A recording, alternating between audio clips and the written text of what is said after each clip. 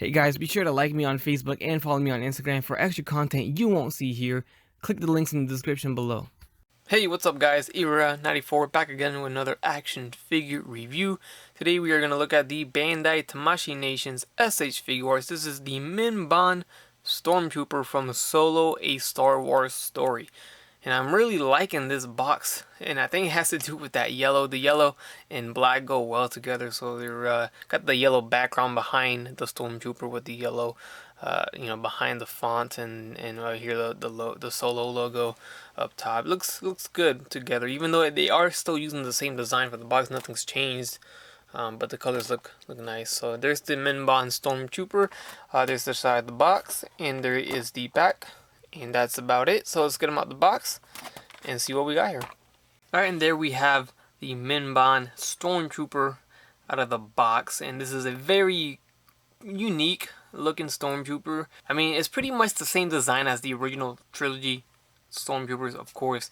But I can see some subtle changes in there. And, aside from the fact that he is not completely white, he is very, very dirty. And I think they did the effects of that to the figure very nicely.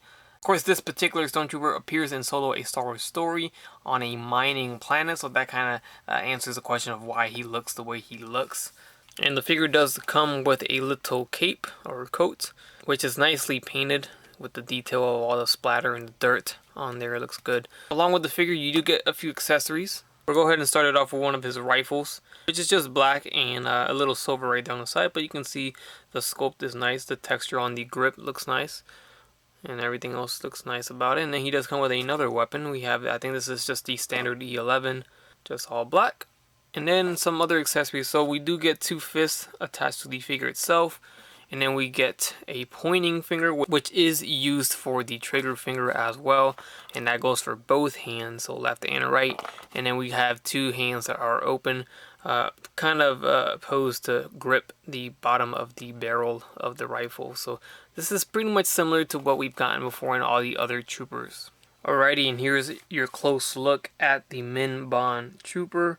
And you can see all the dirt on the figure, and I think they made it look so nice. Very, very dirty. I like how it's more defined, I guess you can say, down at the feet, which is where he would be walking on the ground.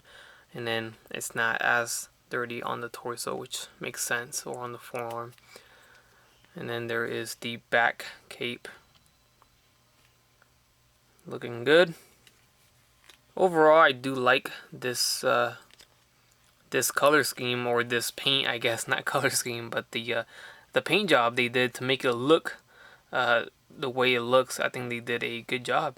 Alright, so as for his articulation, we got a head that can swivel left and right. We do get a little bit of a hindering with the coat, but you can get it over the coat there, so it's not bad. He's not gonna really look up because of the helmet, and he's gonna look down about this much. He does get a neck joint, and he can tilt the head, so it's not too bad. The arms are gonna go forward and back. They're gonna go in and out. We have that little shoulder guard on a hinge, so it doesn't hinder anything. We have a bicep swivel. We have a good socket for the shoulder there. There is a double jointed elbow. We have a swivel at the wrist with a hinge, a ball hinge. The torso articulation is gonna swivel. It's a diaphragm joint that goes forward and back. We do get a waist swivel too. The legs are gonna go forward, and I don't think they drop down. Actually, they do drop down somewhat. This is kind of weird because I've never really seen this. But you see right there in the thigh, that's where it drops down. And it gets a little ugly there, but you can't really see it when you're on this side. But that's how it drops down. Either way, it doesn't do much. That's about as far as it goes, because of this top piece of the thigh guard, I guess you can say. There is a thigh swivel. We have a double jointed knee that bends pretty good. Then we have a hinge at the ankle with a pivot, a swivel, and a toe hinge. Alright, and before we get him next to a bunch of other troopers, let's get him next to some characters here. We'll have Darth Vader from the New Hope. You can see how he gets dwarfed by the Sith Lord. Of course, this is some good scaling here, so I do like this. The newly released Ben Kenobi, which I did review yesterday, so check that out if you haven't done so already. Great figure. And there he is next to Ben Swolo. I have to tone down the brightness a little bit so we can get a better look at it. This is the first release, we did get a Rogue One version, which is not much of a difference. But there it is, and overall the design is similar but a little different. The helmet's a little different on the top. I can see that. It does have a little line across, which is not a huge deal. But as I'm looking at the design, the overall design of the armor, it looks pretty similar. I don't see anything very significant, and different in any way. So it pretty much is your original trilogy Stormtrooper, just covered in dirt and grime and all the stuff from the mining planet. Alright, and there's a First Order trooper from The Force Awakens, the Rogue One Heavy Assault Tank trooper, and then we'll finish it off with an Episode 3 Clone Trooper. This is the Phase 3 Clone Trooper, I believe. Alright guys, and that's going to do it for my review of the Bandai Tamashii Nations SH Figuarts Solo A Star Wars Story MIMBAN Trooper. Not exactly a must-have like that Ben Kenobi was, but definitely if you're a trooper fan or a trooper builder, then this is yet another army builder for you to build.